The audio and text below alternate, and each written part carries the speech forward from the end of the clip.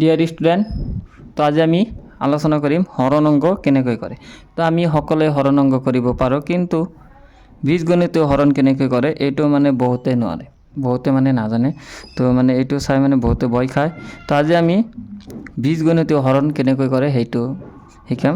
তো তোমালোকে ভিডিঅ'টো শেষলৈকে চোৱা, তোমালোকে বুজি পাবা। এটা ভিডিঅ' চালে তোমালোকে গোটেইখিনি কৰিব পাৰিবা, একেবাৰে তোমালোকৰ কনচেপ্ট ক্লিয়াৰ হৈ যাব। তো ভিডিঅ'টো ভাল লাগিলে এটা লাইক কৰি দিবা আৰু চেনেলত নতুন হ'লে ছাবস্ক্ৰাইব কৰি দিবা। তো আমি হৰণ কৰোঁ। এতিয়া আমি হৰণ কৰিম। তো হৰণ কৰাৰ আগতে এইটো মানে কি হ'ব, এইটো দি ইয়াক হৰণ কৰিম।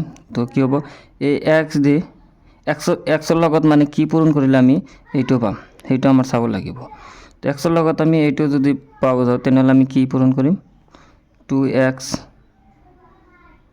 2x এটা পূৰণ কৰি দিলে আমি 2x স্কোয়াৰ পাম। তো এই 2x দিয়ে আমি এই গোটেইখিনি পূৰণ কৰি দিম, তেনেহ'লে কি হ'ব, 2xৰ লগত x পূৰণ হ'লে কি হ'ব, 2x স্কোয়াৰ।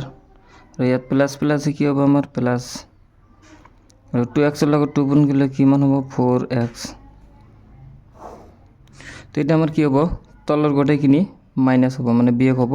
তো এইটো যদি বিয়োগ হয় তেনেহ'লে ইয়াত একো নাথাকে, এইটো যদি বিয়োগ হয় তেনেহ'লে আমাৰ কি থাকিব, এইটো বিয়োগ হ'লে তো -4ৰ পৰা +3 গ'লে কি হ'ব, -x, আৰু ইয়াত থাকিব কি +1। তো ইয়াৰ লগত আমি কি পূৰণ কৰিলে, এক্সৰ লগত কি পূৰণ কৰিলে আমি -1 পাম। তো আমি -x পাম। তো আমি -1 এটা পূৰণ কৰি দিম।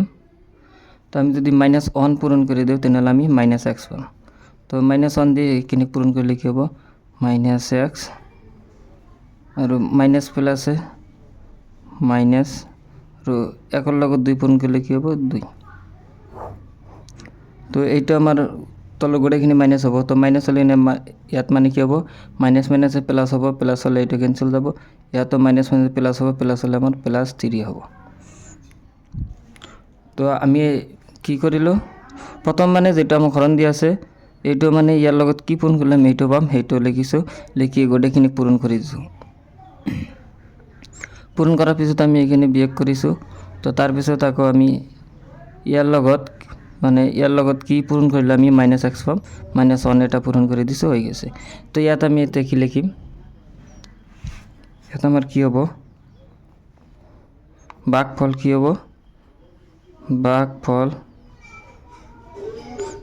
ইকুৱেল আমাৰ কি হ'ব, ভাগফল হ'ব 2x - 1, 2x - 1, আৰু ভাগ এক কি হ'ব, ভাগ এক হ'ব কিমান, 3। তো এইটো মানে আমাৰ ক্লিয়াৰ হোৱা নাই, ভাগ এক আছেই, মানে ভাগ এক আছে। তো আমাক ইয়াত মানে কি কৈছে, ইয়াৰ পৰা আমি ভাগ এক আৰু মানে ভাগফলৰ ভাগ একটো নিৰ্ণয় কৰিছোঁ।